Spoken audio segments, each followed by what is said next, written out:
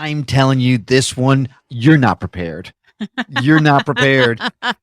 It's going to be really fun-filled. Yeah, no, you are not prepared. Today we're talking about Shibari and sacred sexuality.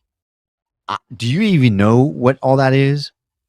Well, I know what sexuality is. Well, yes, but I'm saying Shibari. Like, have you heard of Shibari healing? Well, now I have, but I hadn't until we, Yeah, I hadn't either. I thought I had until I looked it up and went, nope.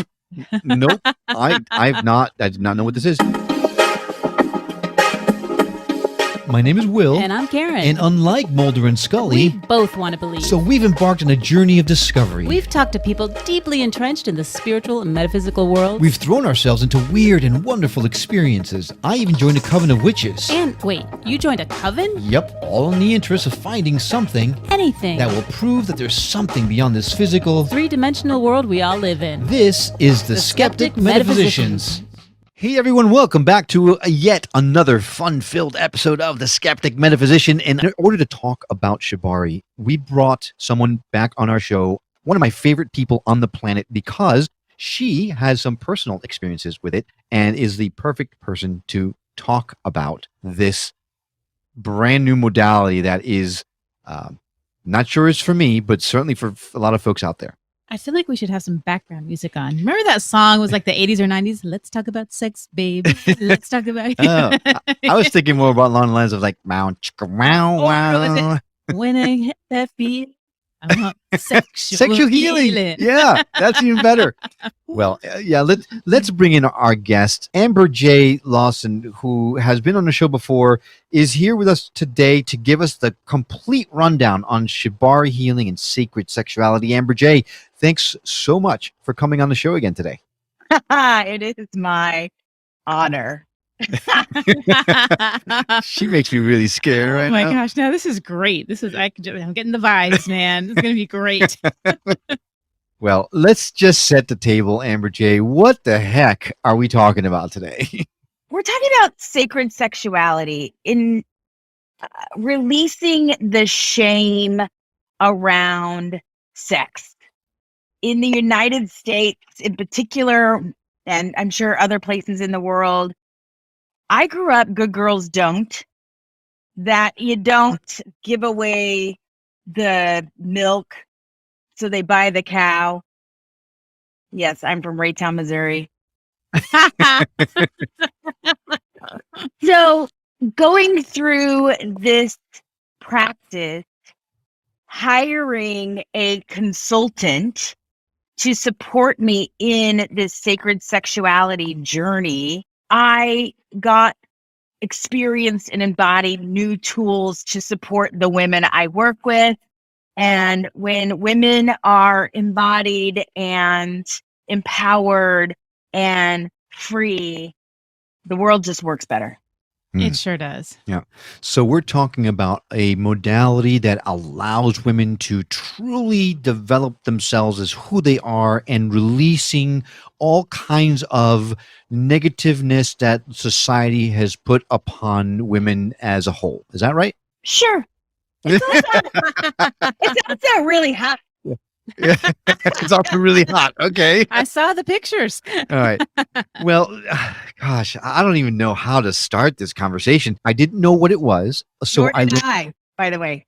Nor did I. You had no idea what you were in for, right? So, and if you're listening to this and you're near a computer, make sure it's not a computer connected to a work network, because you do not want to look this up when you are on a network that is used for career purposes, because you may not have it afterwards.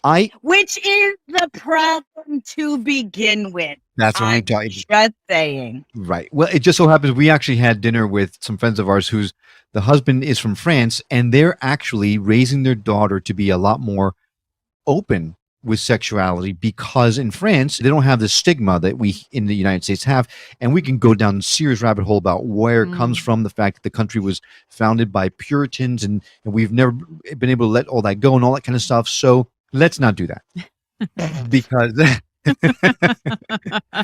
because it's going to open up all kinds of cans of worms. I just had a massive battle with people last night on Facebook. I don't want to get into those kind of conversations again. So, but let's just get to the nitty, right? Sacred sexuality, Shibari healing. This is something that when I looked up, I immediately was grateful I did not do it on my work laptop. Because we're sitting next to our daughter. Oh God, help me. Yes. No. So what I found was, and you need to clear this up for me, because all I saw was a bunch of people being tied up very, very tightly with rope in very compromising positions. Sometimes they were women, sometimes they were men, sometimes there was a couple, but it looked awfully painful and uncomfortable.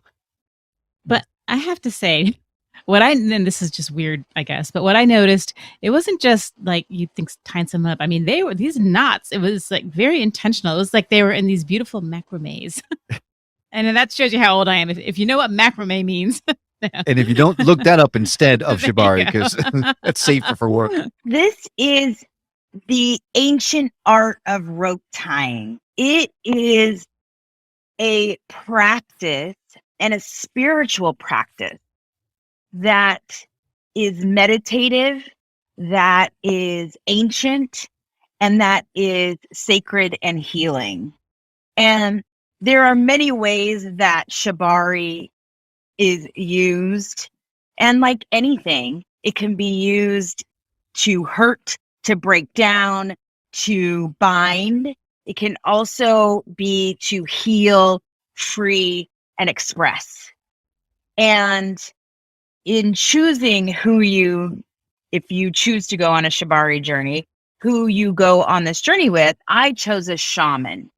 And therefore, my experience was a healing, empowering, and awareness opening journey that I had no clue what was going to happen. And the first time I was exposed to it was at Burning Man, shocker. Mm-hmm. I was in a seminar, a talk, I guess, in a conscious space. And we were talking about desires. And one woman stood up and said, I want to be tied up. And I was, what are you talking about? Right. But it planted the seed.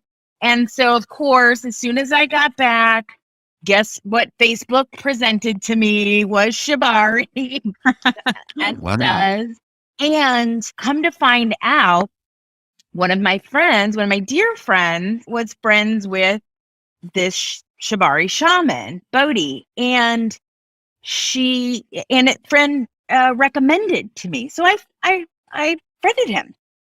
And that was it. That was kind of the whole exchange. And that was in 2019. To 2021. And he was on a world tour coming to the United States. And we set up our consultation. And that's how this whole journey started. Little did I know what was going to unfold. Now, he went much further than just tying you up, right? He actually, from conversation you and I had about this, he actually spent an extended period of time with you and experienced all kinds of things in the interest of being able to release your blockages and allowing you to become empowered as a woman. Yes. Is there a question? Okay, interview over. Okay, thank you. No, I want detail. Yeah. So what exactly, you have to go into that, because I don't want to speak for you, even though we've talked and I know where you went. I don't know how comfortable you are, how far you're willing to share with us. So I'm going to let the floor be open to you and let you take the lead on this. Well, I appreciate that. So all of this, I'll give you the whole kind of landscape and the whole journey, and then feel free to interrupt and ask questions as we go along. How's that? Perfect. Deal. Cool. Deal. So it was my birthday, August of 2021. Picture this. Bodhi let me know he was coming to the U.S. and would I like to book a session with him? And I got on a call with him. It's a video call.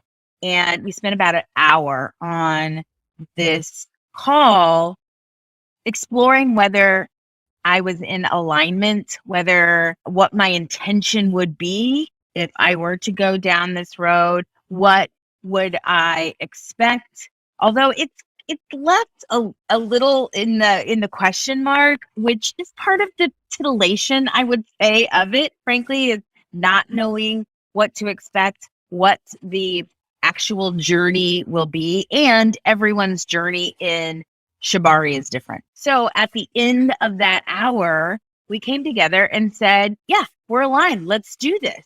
After he presented me the cost, which once I picked myself up off of the floor, of course, I said, yes, I would like to gift myself this. You know, if anything, I'm like, I am an explorer. I'm an adventurer. Leaders go first. I like to be a trailblazer. I feel that's what I do in my women's work. I went there first and I bring others along. Take what lands for you, leave the rest, right? And this was what was available to me, right? I get to go there first. So I said, yes. And 2 days later, this man walks into my house. So all of this happened in my living room. Were you ever kind of like a little wary of the situation, or like this could be some, weird guy, like just as a woman having this guy that you don't know come into your house and you're paying him? So that is what that consultation is for. Okay. And most of the clients that he has are connected by somebody. It's like he was connected to me by one of my best friends. Okay. So she is referring him. She didn't even refer him, but what was interesting is they met like the night before and she was going to refer me as a potential client. So it was very kismet, it was very much, I believe, meant to be. Timing was aligned. And in that hour consultation, it is a feeling out. Like, do I feel comfortable with this person?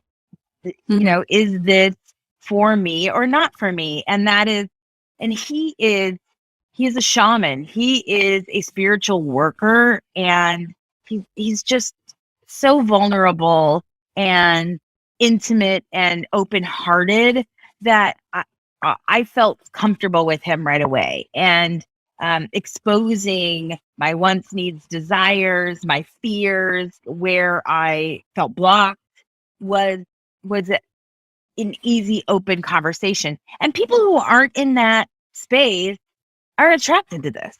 Sure. Right? It's just not where they're at in their journey. And I find, I do a whole pussy power activation in my Wild Woman 3-day challenge. And that's, it used to be off-putting to me to say pussy. And I listened to the book from Mama Gina, Pussy, A Reclamation. And it really is claiming our divine feminine. And this is a part of our body. This is what we have. So I was uncomfortable at one time to say that also. And I get where people aren't there yet. We're all on the journey. And I bet your butt's just puckered a little bit when I said it. I'm just thinking of all the explicit tags I'm going to have to put on the show.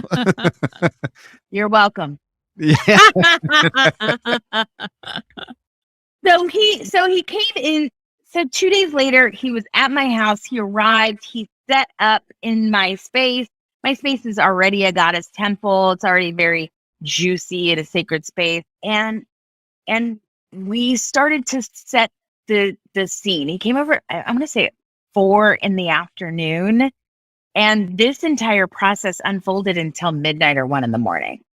So it's not like all right, whip out the ropes. Here we go. Right? Like, run. I'm going to lasso you.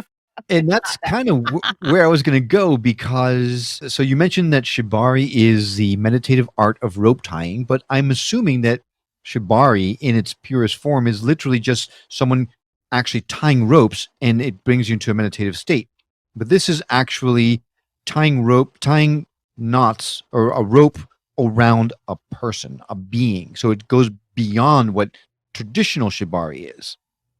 And so, correct me if I'm wrong, because I really have no idea where I'm talking about. Well, I'm not a Shibari master. So, I mean, like, I just have had the experience. Mhm. So I can speak into what transpired through ropes for me.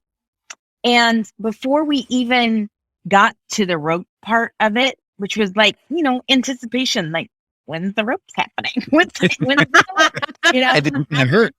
Yeah, is it going to hurt? And so I'll tell you, we had a tea ceremony where we just sat around kind of like getting into each other's energy and connecting. We did ritual. So we lit candles in all four directions, calling in our ancestors, guides, and angels to support us on this journey, to create a sacred container that we could feel safe to go wherever we needed to go, to say whatever we needed to say, to test our edges. So really, we spent probably 2 hours just setting the intention, getting in the space. And then we did this ritual that I think is so potent. And I have women do this in my relationship is, okay, we're here and we have clothes on, right? Because the next question is, do you have your clothes on or off? And I had on a bikini, but I had on, oh my goddess garb. And so we did a process where we took off a piece of clothing as we took off a story or a concern. So his first thing, he took off his shirt and he took off the need to perform or to get anywhere. And I took off a layer of shame and judgment. He took off a layer. I took off a layer. And there I was in my bikini and he's in his underwear. And here we are. Yeah. Going on this journey. So taking off our masks. Yeah, I think I played that game back in college. I was waiting for the strip poker comment, Will. I was waiting. I had about 7 seconds left. So it sounds like an absolute kind of seduction. It was a complete seduction, but way beyond that, like a spiritual, connective seduction where you were shedding off layers of unnecessary barriers in order for you to connect completely so that you could welcome a space of healing without any of the three-dimensional garbage that we all carry around with us all day long. Yeah, it's interesting. Seduction kind of triggers me in that feels manipulative, and it didn't feel manipulative at all. It felt like we were building intimate connection and trust, and that was going to be the foundation in which we went on this journey together. Right. No. It didn't sound like seduction to me either. It was more like just really becoming very vulnerable, letting yourself be vulnerable to the person, right, and stripping away that protective layer. So let me clarify. To me, I didn't mean it seduction in a way of like, hey, baby, I'm going to seduce you. More like a preparing of the way, a seduction, a getting you both comfortable to be in a place that it was so intimate. Because, like you said, he just showed up in your house and you're in your living room and your first thought is, where are the ropes, right? No, we got a long way to go before that. You need to get yourself to a space. So in a way, you were seducing each other to a point where you were comfortable to proceed. How the evening unfolds is, or the session is in sessions, is in segments, in parts. And after each part, there is a check-in. Is there more to explore? So throughout this entire process is communication, consent, talking it out, feeling it out, and seeing where Eros, where the energy is leading. So part one of rope tying, and this was the tip that I swear saved me in this whole process. He said, if you fight the ropes, they will bite you. If you surrender, they will hold you. And so if there was any point where I got anxious or rigid, I remembered that in surrender, I am held. And couldn't we use some of that in our life? Yeah. Right? Well, the question's going to be for a lot of people, because I know it's on mine since the day you and I talked about this. Does it hurt? Even when you surrender? I mean, I saw a picture of a guy being tied up in places that no guy should be tied up in. It's got to hurt. I mean, it's got to be uncomfortable to a certain extent. So I did not hurt. I was not hanging from anything. I was not tied in any way. Now, if you were to look at me, it probably looked like it hurt. It probably looked like it would be painful, but it was not. At any point, it was not painful. If anything, it was, and my body was at times like my legs were behind me, and there were times where I was tied to him, and it wasn't painful. Like I didn't know my body could go in those directions, in those shapes, and it was not painful. The rope literally held me. Were you able to move, or were you tied really tight?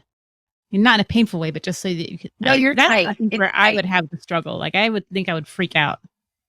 So there is like with a pull, it's so artfully done, and it looks stunning. It looks really beautiful, but he can pull one rope and you're out. Like it's not like he has to undo all the things. He pulls a rope and you're free. It's really that better. Yeah, that's good to know, because it does look like it's.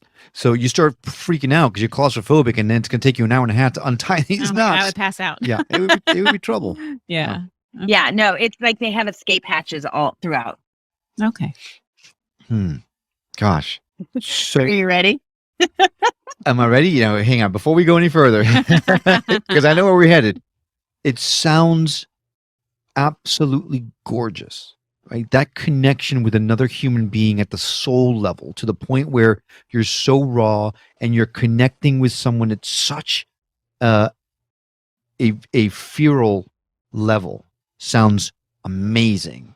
After all it was said and done, I know there's more to the story, but the one thing that keeps popping into my head, because that type of connection with someone, it's got to leave marks, right? It's got to leave something in your soul that makes you maybe not crave that connection, but do you feel now unwhole or unfilled because now you no longer have that connection, or do you still have that connection with him? Two things. One is I am still connected to him, but I am not connected to him with cords. Meaning like so as part of the process, he is always teaching. He is a shaman, and the entire process is in the service of love. So everything comes back to being in the service of love. And it is explicitly clear that this is a container, and our connection will never go away. When you're that intimate with someone, everyone that comes into our lives leaves a mark on us, right? It's our choice whether we are victim to it or whether we're empowered by it. Does it fill us, or does it detract, distract, pull, take? And I thought it was such a beautiful knowing we were brought together, as people are in our lives, for seasons, right? For whatever season that is, whether that's a lifetime or for an hour or for a month, to learn, grow from each other, to share and express love. And then when that season is complete, you're always a part of me, and you aren't my person. You aren't my ongoing lover. He was my teacher and my guide, and I love him, and I will always love him. And we have this special connection. In fact, we just talked 2 nights ago for 2 hours. He's back in Bali, and he gave me a whole tour of his house and all that he's created, and his altars and claw foot bathtub, and Yes, I will probably have to go visit him at some point. And he's just a soul, just such a beautiful, pure, in the service of love shaman. I mean, he is a sexual healer. And it's a very lonely job to be in, to be called into that work, into servicing sexual healing, which is the sacred intimate, which is where we ultimately went, right? We had this one night and the session, which was 4 parts, and then there was more. And so we figured out a way to a container that could contain more and went on that journey. And this is part of the church. This was part of the clergy, would be sacred intimates to help the flock own their sexuality, heal their sexuality when they had been abused in some way, coming back to the fact that this is God moving through your body. You are creation and created, and the divine feminine, literally, we have parts of our body that are meant for pleasure only. All right, how about that? You want to stir that pot? Yeah, there's a lot to stir up. I'm assuming, because we keep talking about this being connected to sexuality, that there was somewhere along this trip a sexual connection between the two of you. Now, if you guys are tied up,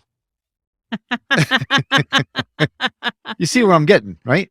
Did it happen during the Shibari, or did it happen after, in that container that you created after the fact? Yes. I knew. Oh my God, I knew, and I almost told Karen, "Watch, her answer is going to be yes." Right? I understand. Right? So, the ropes thing, was it a lead up to it, or was it after? Like, how? What's the? I know we got a lot to talk about, so I'm sorry, but inquiring minds need to know, how does the sex fit into roping yourselves? It can be very sensual and sexual, the tying, and healing and heart opening, but it is hot.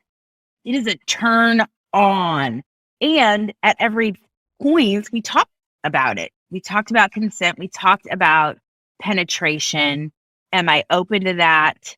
Am I open to being touched, kissed, licked, any of the things? And I was. And that is not always part of a journey. It was part of my journey. It's what we all want as human beings, is that connection, is that deep connection. And it takes leaping. It takes jumping in. In this case, and I don't do this, everywhere, although it's something I've been learning, and it's what I teach, is vulnerability. Because that will heal the planet. That will create peace on Earth. And boy, don't we need it now, right? But I chose in to this journey. And so that was I was already going to go there because I paid for it. I put some Benjamins on the table, and I was going to get the most out of it as humanly possible. And were there times when it hurt? It hurt my heart. Did I want it to be something more? Absolutely. Were there times where my old triggers came up? Yes. Did I cry in the session? Yes. So it brings up your wounding. It brings up those things to be healed, to shine a light on, and to dissipate that pain. They say, the cracks are what let the light in. And then kintsugi, or whatever, is the Japanese art of filling in cracks with the golden seal, right? That is our gold, is where the cracks are. Putting ourselves back together. So does that connection, does this help you connecting with others, or was it just strictly connecting with him? Well, my intention in even going on this journey was to call in my king. to call in a partner and to bust up the blocks that I hold between me and intimacy with a romantic partner. So he stood in. If you see my pictures for my birthday, I had declared celebrating my birthday on the beach with my king, and there he was. He ended up being my king at my birthday, and I got to feel what being a queen felt like next to a king, where he held space for me and I got to shine, and I was authentically myself, and he was there by my side, showing up and being a partner where we walked arm in arm. And I got to embody that. So I know what that feeling is, right? If I know what that feeling is, I can replicate it. I'll know when it's there, when I'm experiencing that again. And it's not something new. I don't have to be afraid of it because I've experienced it. And I know what the ups are and what the downs are. Gosh. Okay. So then let's move forward now, because your experience extended far beyond that one incident of Shibari. Well, so that sitting, like I said, was about 9 hours long and had 4 different phases to it. And then we closed that container, and he went away. And we set, he has aftercare, right? So we set a debriefing call 2 or 3 days later to go over all the awarenesses so that I could land the lessons I learned, the healings that were available to me. And it was like a 2-hour call. And we were like, oh my gosh, there's so much more to explore. And we sat then in the question of what would it look like to continue this? And not like as boyfriend, girlfriend, or lovers or whatever, but to have the teachings deepen, for him to be in the teacher role and me to learn. So I hired him as a consultant. That's what we kind of came out as this sacred intimate, which is, again, through history has been the sacred whore. It's the healer that is considered holy, is considered a healer, a sexual healer. And so we created an agreement, a container, specific deliverables, and a fee structure for it. Of course. Because I will tell you, the concern for both of us was, I don't want to just be paying for sex. And he didn't want to be a whore, a sex on demand being. And so that didn't feel good to me, to think of it as paying for sex. He was literally a consultant. He taught me tricks in the bedroom.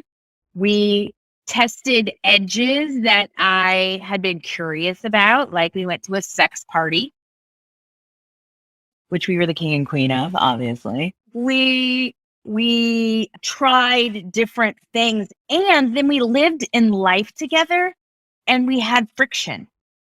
So this was a big breakthrough for me, and I'll share this one specific instance. So we're living together, right, over this span of time. He moved in with you. He moved in with me. Was it just a temporary arrangement? Yes, because he was only he was only here in LA for a specific amount of time because he was on tour. So it was clear there was an end date. It wasn't like it was going to go on forever, and which was good, because it wasn't like I could romanticize or manipulate or create something. This was the container, and we were clear and specific about it. And so he moved in with me, and which also meant, after our shenanigans and adventures out in the world and at home, that he would pour a bath for me, and there would be rose petals, and we would debrief in the bathtub together, which is my favorite. Anyone who knows me, I am the advocate of goddess soap. I believe in Epsom salt and lavender and candles and all the crystals and all the things as a meditative tool, as a healing tool, as a way to vision. But one of the things that happened is, so the people at the sex party we became friends with, and they they came over to my house and we hosted them, and one night we all went to Nobu, and we were under the assumption that they were paying. Nobu ain't cheap. And we went to Nobu. We were like the king and queen of the table. They ordered everything on the menu. It was fabulous and fun. And then the bill came. And we each owed $250. And one of the stipulations in my agreement with him was, anytime we are out in the world in a date situation, I want you to pay. I want you to be in like a masculine role, because in my past relationships, I have always been the breadwinner. Mm-hmm. And I always made more money. Just to clear up, you are saying he should pay. Correct. Okay. So like if we were ever out in the world, like there's a cover charge or there's a dinner or whatever, then he should pay. Okay. So that was the arrangement going in. However, who would have guessed we would have gone to Nobu and it would be $250 a pop, right? So he was definitely on edge, coming from Bali where things don't cost that much money. And I was on edge because I wanted him to be in this provider role. And so we had friction. And it was perfect because I got to not be in rainbows and unicorns with someone in La La Land, right? But to be in real life. And this is a real thing that I actually is something I get to work through and overcome and heal. And so it was intense. And we got to express what was coming up for us and to work through it and to not run away from it and to not throw up our hands and call it quits, but to sit in the pain, to sit in the friction, and to work towards coming out the other side. And we did it in a moment. But what I realized like a month later, it took a month later for me to go, oh, I was holding the financial container of this, and he was holding the container of my heart. And that was worth the price of admission. And that was the arrangement that we had. And it also brought up this expectation that men walk around with, right? Like the cultural expectations of men and women, how we play the roles in our life, that the masculine always has to ask out the feminine, that the masculine always has to pay the bills. Is there a way he could provide in a different way? And he did. He provided healing my heart and opening my heart to new possibilities, versus I'm the one that was keeping the roof over the head. I was the masculine container in that way. And that was a blessing to see, oh, like these cultural roles that we put upon ourselves. Is it okay that he holds my heart and that I am the breadwinner? Well, that's probably not what I want in my relationship, but that worked here, and I got to see it in real time. In not fun time, by the way. But yeah. How about the sun coming in? We're getting Southern California, like. Yeah. So after all of this has happened and you've had time to think and reflect and kind of feel yourself, what has been the biggest difference you've noticed in yourself? The biggest difference I've noticed in myself is no shame around my body. Like I'm a voluptuous gal. I walk around in bikinis. I embrace my body. I'm grateful for my healthy body, that this is the container I'm in. This is the meat suit I'm walking around in right now. And that I'm worthy, that I'm enough, that my vulnerability is truly my superpower. It's all our superpower. And the sooner I can get to open-hearted spaces with people, the deeper my relationships get to be. I also started really fine-tuning and upping my ritual game. So building going woo-woo all the way, lighting candles, calling in the elements and those unseen to support the women I work with, my own growth, moon ceremonies, all the woo. It sounds like an incredible healing experience in so many ways, and that's wonderful. You've alluded to it a few times about the fact that you work with women, and most of the people that know who you are will know about these groups that you run. But for those listeners who maybe aren't as familiar with you as we are, give us a little bit of a rundown about what the Goddess Process is and the Women on Fire group. Sure. So, hallelujah. What was Goddess Process is now my signature Spark system. So everything, the foundation is based on this 30-day intensive container, which is self-care, prosperity and abundance, relationships and community and contribution. And this is emotional intelligence embodiment tools to support women in sparking the passion in their life, activating their true wants, needs, and desires. They're coming back to wholeness and self-worth, and embracing their authentic self. So that's like the foundation. I have a tribe of women. That is my subscription program. We do full moon ceremonies and goddess circles, sacred sisterhood circles. And then my mastermind program is Women on Fire. It's a 7-month, put your feet to the fire mastermind of the thing that you've always wanted to accomplish. Maybe it's writing that book or starting that business or getting into a romantic, healthy relationship. We go through a 7-month mastermind container to support manifesting that in the physical and using these tools in deep healing and expressive ways. I stretch the heck out of people. It sounds great. And you and I have talked about the fact that the fear of missing out is super real because you don't allow men in there, and that's really unfair. But getting back to the conversation at hand, because I just looked at the time and I can't believe it's already so much time has gone by. But for those who haven't experienced it, like how would they go about it? And not everyone knows a friend that knows a friend that knows a shaman that can help tie them up. So how does someone get involved with something like this?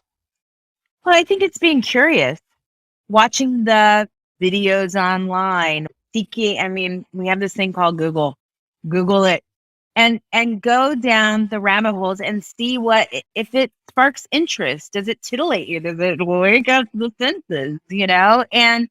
And then you, like I said, you interview the tire, the Shibari master, and is this a fit? And so Bodhi works with couples and individuals, men and women. Every single journey is different. It is all about alignment. Just like you get a tax guy or a hairdresser, right? You got to vibe with them. You got to make sure and trust that they're delivering what you need or what you're seeking.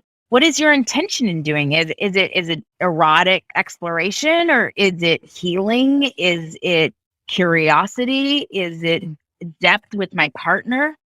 Trying a new tool for connection? Who is this not good for? Like, who should stay away from this kind of thing? People who aren't open to healing and exploring their sexuality.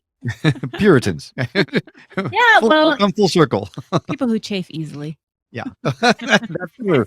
That too. Yeah.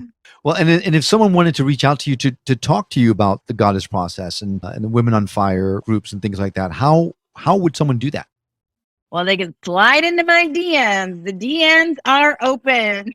Come to at Amber J Lawson on every single platform. Amber J Lawson. Also, at Goddess Process is on most platforms also. But if you come directly to me, I'm happy to set up a 30-minute call and share what it's about and see if it's a fit for anyone who is on that journey of living. The women who come to me are women who kind of like their life's working. It seems really good. They're making money, or they're like on their path, or they're lit up by something. Maybe they have a great family. There's something missing. Something's off. There's an area that like I can't put my finger on it. Right? Those are women who break out and like just spark into full-on fire starters, into flames, into flame on women. And I really want women turned on. I want us to get lit. So as always, sounds good. as always, we're going to add all those links to our show notes. So if you want to reach out to Amber J, you can always go to skepticmetaphysician.com, go to her episode page, and you'll see all the links directly there. So it makes it super easy to get connected with Amber J. I guess I need to say, though we've talked a lot about Shibari, it doesn't mean that your group, that's what it's about. It's actually, it showcases the lengths of which you'll go to find tools of empowerment for people. And I salute you for that. Thank you so much for coming and talking to us about this, because my eyes are wide open now. I had no idea about this world. Mm-hmm. And I appreciate you coming in to talk about it, because you don't hear a lot about it anywhere. No, not at all. No. We get to be curious and see and explore tools that could work for us. Who would have thought that ropes would heal my relationship with my father, would open me up to my king, and would support an entire ripple effect of women? And what are those tools for you, whether it's Shibari or something else, right? It's always an absolute pleasure having you on the show, and I look forward to connecting with you once we discover what your next escapade is going to be. We want to hear all about it. Just you wait. All right. Thanks, Amber J. Really appreciate it. Thank you. Well, that wraps it up for this episode of the Skeptic Metaphysicians.